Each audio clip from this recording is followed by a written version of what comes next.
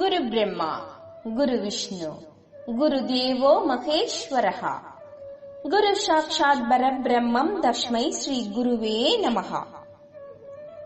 ஓம் விருஷபத்வஜாய வித்மஹே கிருணிஹஸ்தாய தீமஹி தன்னோ குரு பிரசோதயாத். ஸ்ரீ குரு சரித்திரம் அத்தியாயம் 45.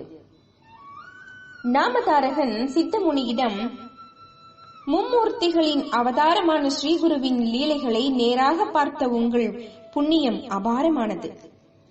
உங்களிடமிருந்து இந்த ஸ்ரீகுரு சரித்திரம் கேட்பதனால் என் ஜென்மம் மேன்மை அடைந்தது. மேலும் நடந்ததை கூறுங்கள், கேட்க மிக ஆவலாக இருக்கிறது என்றான். நந்தி என்ற பெயருள்ள பிராமணர் இருந்தான். அவன் வெண்குஷ்டத்தினால் அவதிப்பட்டுக் கொண்டிருந்தான். தன் வியாதியை போக்கிக் கொள்ள துலஜாபுரத்திற்கு சென்று அங்கு பவானி பரமேஸ்வரியை 3 வருடங்கள் ஆராதனை செய்ய, அம்பாள் சந்தலா பரமேஸ்வரியை சரணடைந்து சேவிக்கச் சொல்ல, அங்கே சென்று சந்தலா பரமேஸ்வரியிடம் 7 மாதங்கள் தவம் செய்ய, தேவி கனவில் தோன்றி, நீ கானகாபுரத்தில் இருக்கும் மும்மூர்த்திகளின் அவதாரமான ஜகத்குரு ஸ்ரீ நரசிம்ம சரஸ்வதியை சரணடைந்தால் அவர் உன் வியாதியை போக்குவார் என்று கூறினாள். அப்பொழுது அவன், நீ பெரும் தேவதை என்று துலஜா பரமேஸ்வரி சொன்னதினால் இங்கே வந்து 7 மாதம் தவம் செய்த பின் நீ இப்பொழுது ஒரு மனிதனிடம் போகச் சொல்கிறாயே, அப்படி சொல்ல உனக்கு வெட்கமாக இல்லையா? உன்னால் என் வியாதியை குணமாக்க முடிந்தால் சொல், இல்லையெனில் என் உயிரை இங்கே விட்டு விடுகிறேன், தவிர வேறு எங்கும் போக மாட்டேன் என்று சொல்லி பிடிவாதமாக அங்கே இருக்க, மறுநாளும் அதை போல கனவு வந்தது. அதுவும் இல்லாமல் கோயில் பூசாரி கனவிலும் தோன்றி, நந்தி என்ற பிராமணரை இங்கிருந்து அனுப்பிவிடுங்கள் என்று சொன்னாள். பூசாரி நந்தியை கூப்பிட்டு, நீ இங்கிருந்து போய்விடு, இது தேவியின் கட்டளை என்று சொன்னார். அப்பொழுது நந்தி வேறு வழி இல்லாமல் அங்கிருந்து புறப்பட்டு கானகாபுரம் வந்து மடத்தில் ஸ்ரீ குருமூர்த்தி இருக்கிறாரா என்று பார்த்து அங்கே இல்லை என தெரிந்து கொண்டு, சுவாமி எங்கே என்று கேட்டார். சுவாமி சங்கமத்தில் இருக்கிறார், சற்று நேரத்தில் மடத்திற்கு வருவார் என்று சொல்ல, அவருக்காக அங்கே காத்திருந்தார். சற்று நேரத்திற்கெல்லாம் ஸ்ரீகுரு மடத்திற்கு வந்தார். நந்தி சுவாமியை பார்க்க செல்ல முற்பட்ட போது சீடர்கள் அவனை வெளியே நிறுத்தி வைத்து, குருவிடம் சென்று, உங்களை பார்க்க உடல் முழுக்க வெண்குஷ்ட வியாதியுடன் ஒரு பிராமணர் வந்திருக்கிறார் என்று சொன்னார்கள். ஸ்ரீகுரு, அவன் சந்தேக பிராணி, இருப்பினும் அவனை என் எதிரில் வரச் சொல்லுங்கள் என்றார். இதை கேட்ட நந்தி அங்கேயே கீழே விழுந்து வணங்கி மெல்ல குருவிடம் வந்தான். அவனை பார்த்து ஸ்ரீகுரு, ஏனையா, சந்தேகத்துடன் நீ எதற்கு இங்கே வந்தாய்? அம்பாளால் முடியாதது மனிதனால் முடியுமா? சந்தேக பிராணிக்கு நினைத்தது நடக்குமா? முழு நம்பிக்கை இருந்தால்தான் கடவுளின் அருள் கிடைக்கும் என்றார். ஸ்ரீகுரு எல்லாம் தெரிந்தவர் என்று நினைத்து தன் தவறை உணர்ந்து மனம் திருந்தி ஸ்ரீகுருவின் சாஷ்டாங்க வணக்கம் செய்து, சுவாமி, நான் மூடன், என்னை மன்னித்து விடுங்கள்.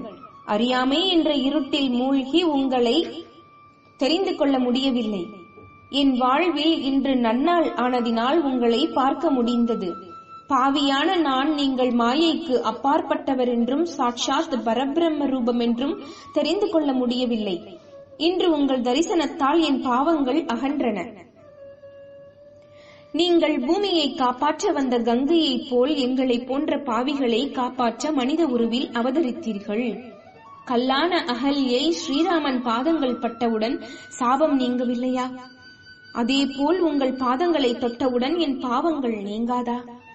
எனக்கு கல்யாணம் ஆன பிறகு இந்த வியாதி வந்தது. அதை பார்த்த என் மனைவி என்னை வெறுத்து தாய் வீட்டிற்கு சென்று விட்டாள்.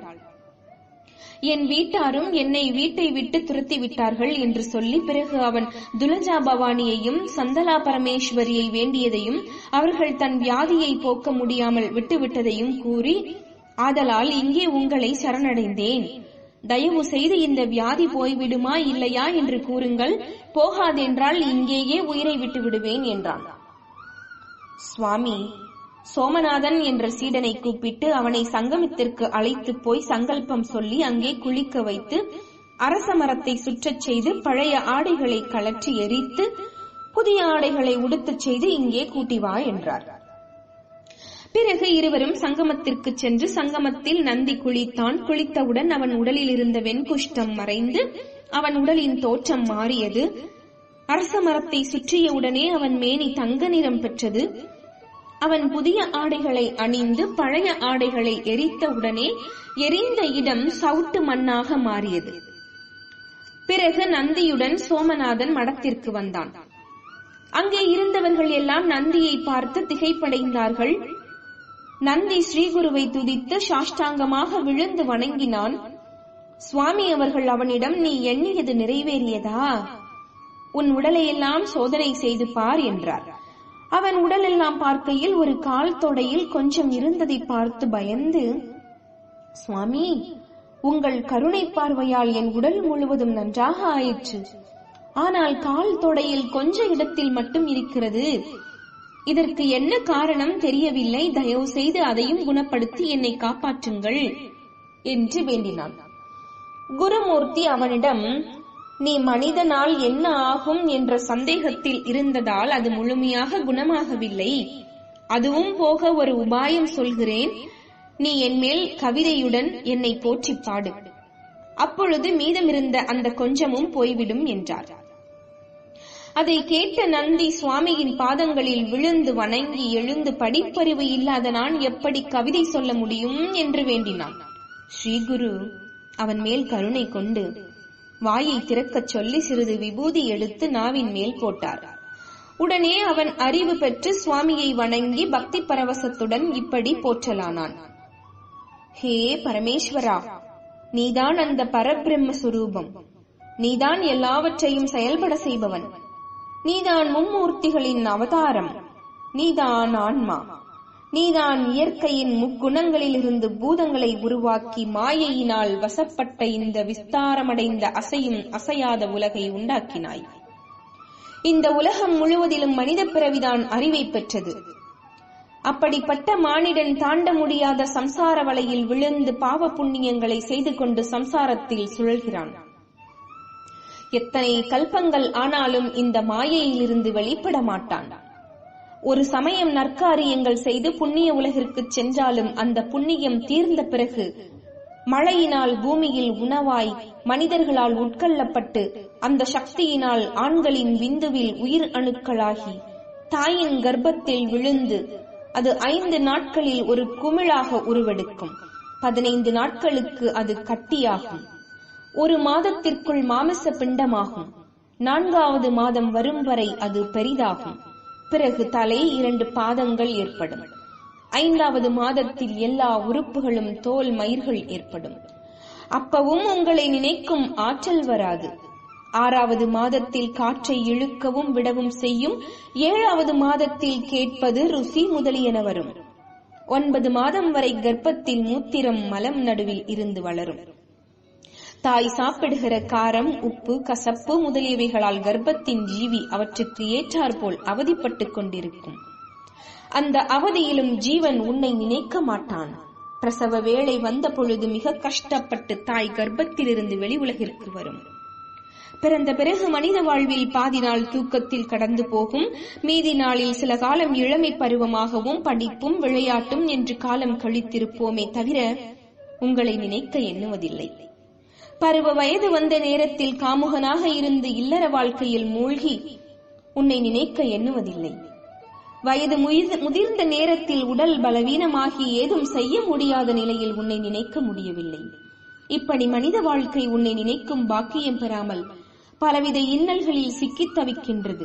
ஆகையால் பிரபு, என் மீது தயவு கூர்ந்து என்னை இந்த சம்சார கடலில் இருந்து காப்பாற்றுங்கள் என்ற கவிதையை சொல்லி, மேலும் பக்தி பரவசத்துடன், இங்கு கூடியிருக்கும் மனிதர்களே, இங்கே நம் நடுவில் இருக்கும் ஸ்ரீகுருமூர்த்தி பரபிரம்ம ரூபமே தவிர வேறு யாரும் இல்லை. இவரின் தரிசனத்தால் என் பாவங்கள் எல்லாம் காட்டுத் தீயில் எரிந்த இலைகளைப் போல் எரிந்துவிட்டன. இவர் பாதஸ்பரிசத்தால் பிரம்மாவால் எழுதப்பட்ட தலையெழுத்தெல்லாம் மாறிவிடும். பொக்கிஷம் போல் இவர் நமக்கு கிடைத்தார்.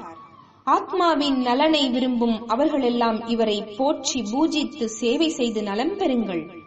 இவரின் மகிமை என்னவென்று கூற முடியாது.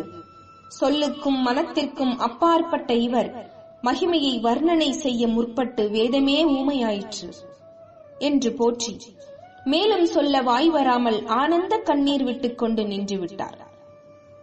நந்தி செய்த ஸ்தோத்திரத்திற்கு மிக்க ஆனந்தமடைந்து ஸ்ரீகுரு அங்கு இருந்தவர்களிடம், இவருக்கு கவீஸ்வரன் என்ற விருதை அளிக்கிறேன், இன்று முதல் இவரை கவீஸ்வரன் என்று அழைக்க வேண்டும் என்று கூறினார். அந்த பரவசத்திலிருந்து மீண்டு நந்தி தன் உடலில் இருந்த கொஞ்சம் வெண்குஷ்டம் போனதைக் கண்டு சந்தோஷம் அடைந்து சுவாமியை வணங்கினார். அன்று முதல் அங்கேயே இருந்து ஸ்ரீகுருவிற்கு சேவை செய்து கொண்டிருந்தான். இதேபோல் வேறொரு கவியும் குருவின் கிருபையை பெற்றான். அவதூத சிந்தன ஸ்ரீ குருதேவ தத்தா.